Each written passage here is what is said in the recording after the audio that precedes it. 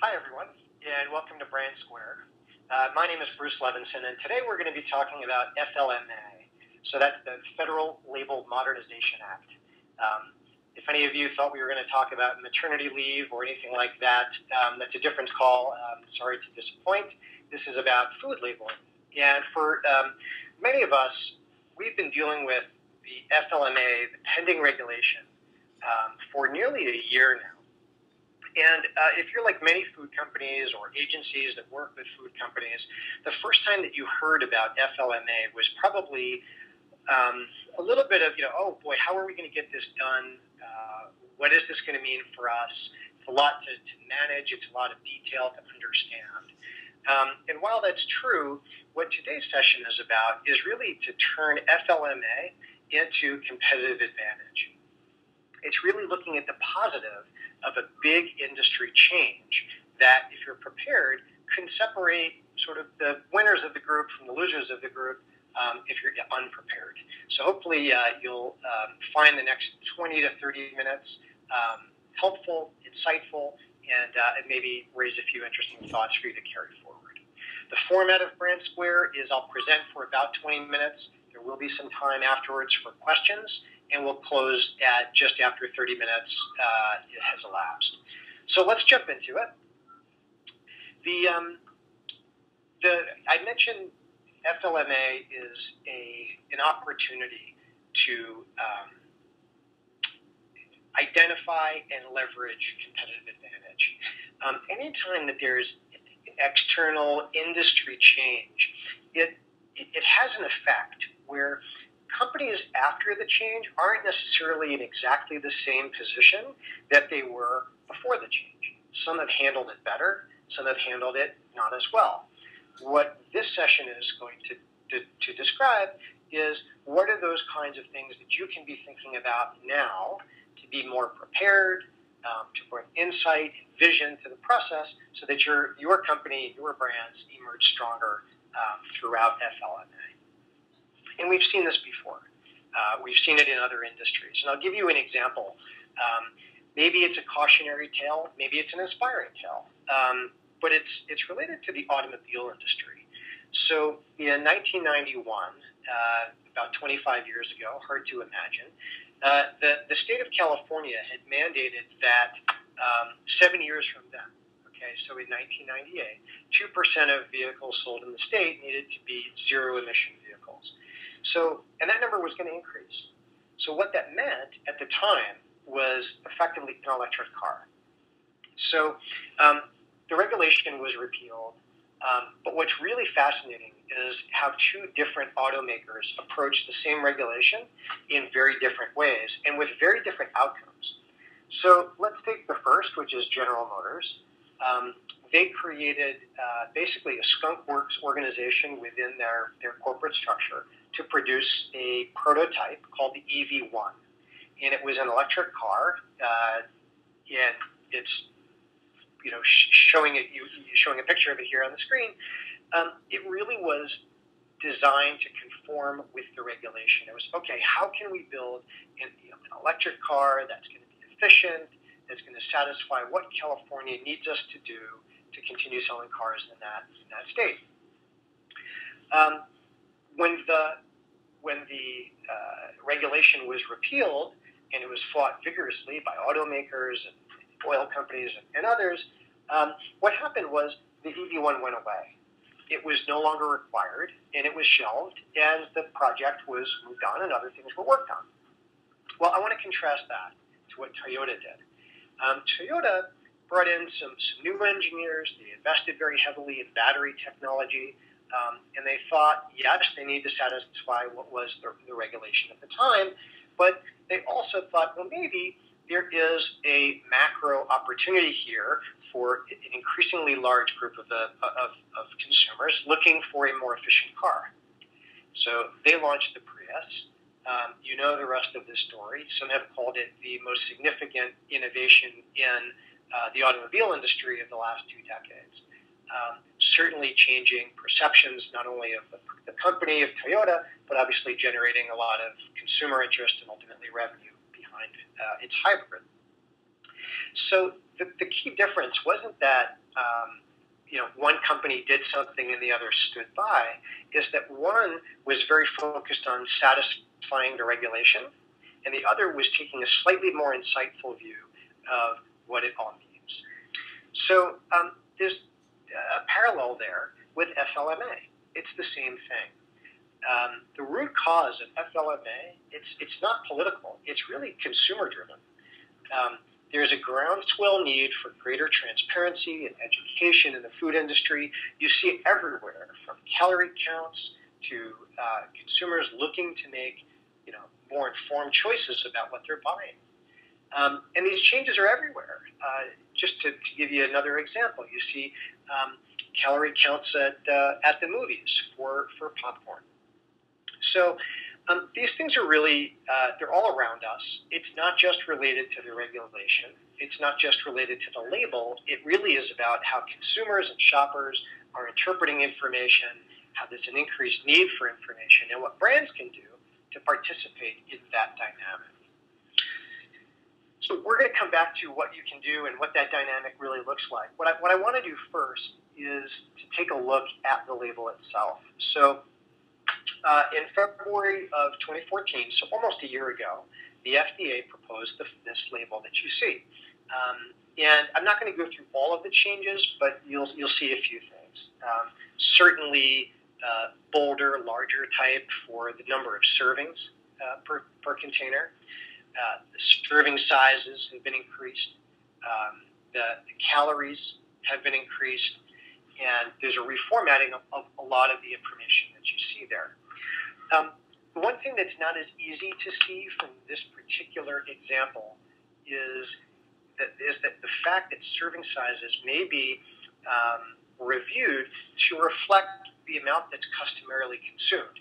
So, what used to be 8 servings per container could move to 6 servings per container, or even 4 servings per container. And that's a really kind of vital and critical part of what's been proposed, which isn't necessarily shown on this particular panel. But you have to start to think through what that consumer and shopper reaction is going to be to that. Let's take another look at the label, and again, the original on the left and the proposed on the right. And the way that they have it here, you can see some of the differences now as you scan back and forth. Overall, the size looks pretty similar. The format, not that different. It looks familiar. This is kind of a hypothetical model, but there are some realities here, and I'm going to show you an example of the new format when it's on an existing pack. So here's 2 packs. On the left, you have the existing nutrition facts label. And, there's, over time, since the 1990 or 1991 regulation, 1990 regulation was put in place, that nutrition facts box was slightly condensed. You see vitamins that are all on one line, so on and so forth. With the new regulation, if you really execute it in the way that it's been proposed, that facts box is going to get larger. And that poses a really different kind of question, which is not just about the label itself, but what about the art that's all around it? And would we need to move art? And that's very valuable real estate in the back of the pack. So these are some important things that need to be thought through, and we're going to talk a little bit about how to prepare yourself for these kinds of changes. Just to continue quickly, looking at a timeline, so some of the key dates, again, the proposed changes were made in February of last year. There was a comment period up until August of last year, so after 6 months, they had received something like 250,000 comments, quite a bit. The expectation is by the end of 2015, perhaps early 2016, the regulation would be updated, it would be finalized, and it would be published in the Federal Register. From that point, companies would then have 2 years to comply. So some of you may be looking at this going, well, okay, I see numbers on here like 2018. That feels like a long time from now. And in some ways it is, but the reality is for many food companies that have thousands of SKUs, there's quite a bit of work here as you start to do the math. The government did the math, and I'll show you one example of what they did, where the government estimates that the proposed regulation could impact over 60,000 manufacturers, and here's the really scary number, 700,000 UPCs.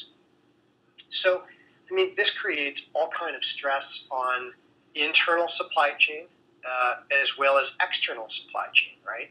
So all your partners, whether that's agencies or printers or anybody else involved in the process. So it's really important not just to satisfy the regulation, but to plan to do it in a smart way. And that goes all the way back to the beginning. It all starts with insight.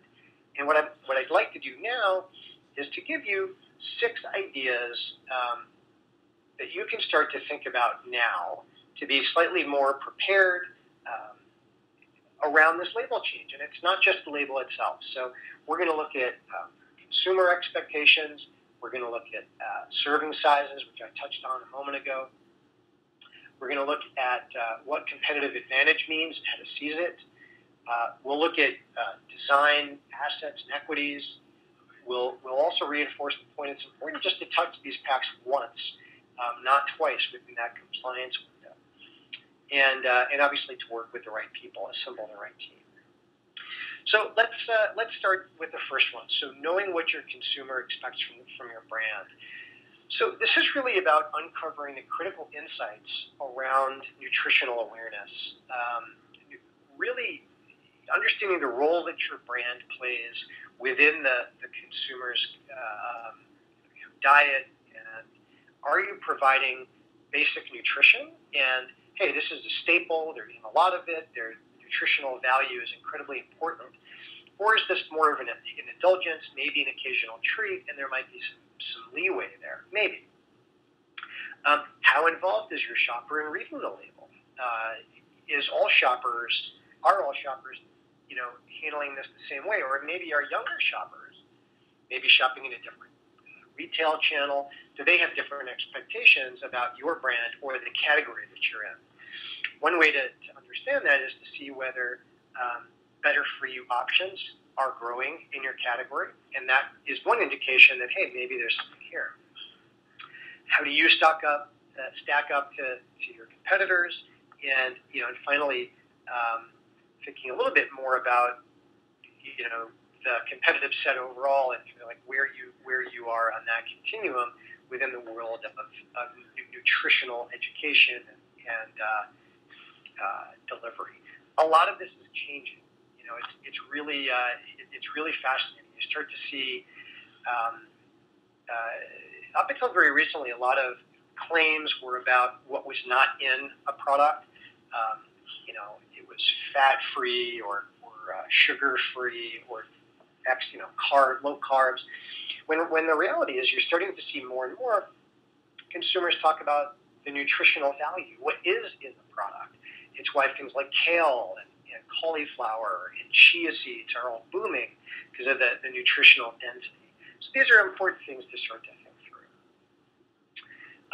Serving sizes. So we've talked a little bit about this on the label page, but it's important to ask yourself that what-if question. What if serving sizes changed to reflect consumption? How are consumers going to respond? Are they going to notice? Are they going to look at it and say, wow, I didn't realize this product had so much fat or sodium or sugar, and rethink their choice? Or might they have a different positive spin and say, hey, there's 20 grams of protein in this, and that's a high-protein snack. That's a different way to think about what I'm holding. So, lots of different ways.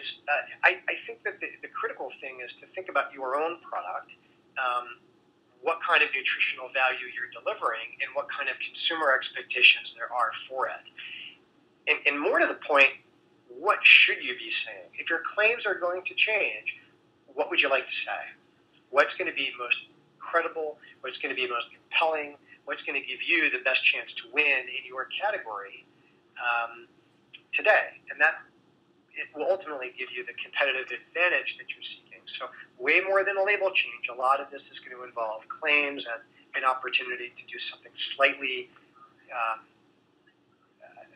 more disruptive at the shelf. So the next one is about seizing that competitive advantage. Once you've identified what it can be, is to take bold, decisive action. That could be reformulating, taking an existing product and better aligning it to consumer expectations or needs. That could be about repackaging it in a way that promotes more responsible behavior. Maybe it's not putting 4 cookies in a blister pack, but it's 3, or maybe it's 2, or maybe there's things that you can do with packaging that drives that serving size to what you would want consumers to do. Innovation. When I say innovation, I mean new product innovation, new product development. That could also be important, whether that's new formulations, fewer ingredients. It could be packaging innovation. It could be with a transparent window to show just how natural looking your product is. There's all kinds of things that related to nutritional awareness you can do. But many of these things, particularly new products, may take, 18 months to create, and 6 months to sell in, and build inventory, and all those things that one needs to do across your categories. Now, that 2-year compliance window, plus whatever portion of this year we have, it doesn't feel like a big luxury anymore if you're stacking the innovation funnel with new products. So the fourth point is about understanding the true design equities and assets. So we looked at this example earlier, and we saw if a nutritional facts box grows, it gets bigger, and now you've got to move art, you have a design challenge. Now, what if that design challenge entails deleting something to make room for something new? The time to evaluate what elements are critical to maintain and what you can afford to move or change or eliminate is now. Do it now. Update your brand guidelines, your design guidelines, to understand what is really critical to keep and what you've got some leeway on. You want to make that decision when you don't have the pressure of, a couple of hundred packs coming down the road and, different stakeholders from brand to design to anybody else is involved. A great thing to be starting right now. The fifth point is about touching packs only once. Okay, make every touch count. It's really about determining what are those other design changes that you should make while you're touching the label.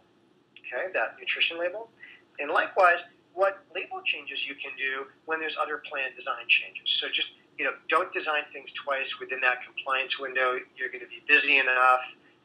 Make every touch count. I should say this is not just for packaging, but it goes for point of sale material, any shippers or pallet skirts, anything that's an extension of packaging, secondary packaging, or for merchandising can all be done at the same time. And then finally, and this sounds obvious, but it's really about having the right team. Coordinating all the components, the stakeholders. This means you've got to have a team that's informed, that's agile, that's experienced. There may be specialized skills or individuals that you want in your company. You want to make sure they're part of your team. Now is the time to think about who's going to be on the team, conduct some kind of impact audit to know what's likely going to change in my packs. How big will that nutrition facts box be? What claims could be impacted? Yada, yada, yada. Define your processes, task owners, governance, understand budget ramifications, and success metrics. Get all of that identified now with a cross-functional team. Again, better to do it when the pressure isn't on quite as much than when approvals are required to get to the next step. So those are the 6 points. I know we went pretty quickly to get through them. I do have another kind of word of wisdom, which is regarding the industry right now and a kind of the regulatory and legal environment that we're in.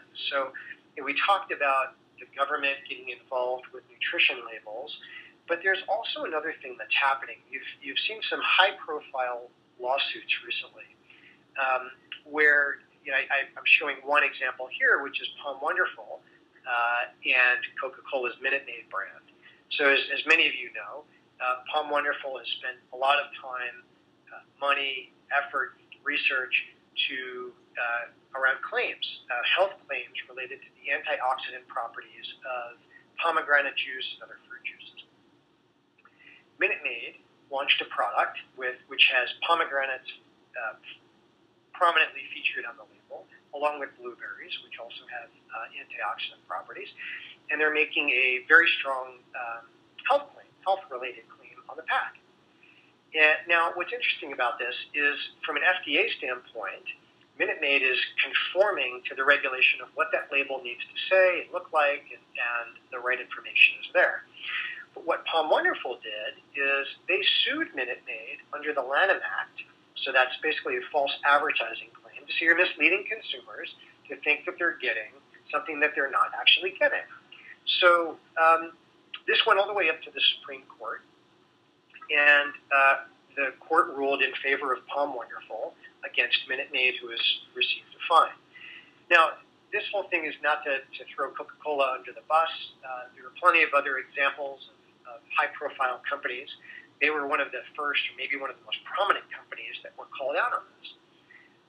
But I would offer that even if the Supreme Court had ruled differently, and they had ruled against Palm Wonderful, that they would still be enough awareness of this issue that, well, listen, Minute Maid had 0.5% pomegranate juice in this product, that there's a certain degree of consumer skepticism and maybe cynicism around this, that the court of public opinion actually could be doing greater damage than than a fine coming from the Supreme Court.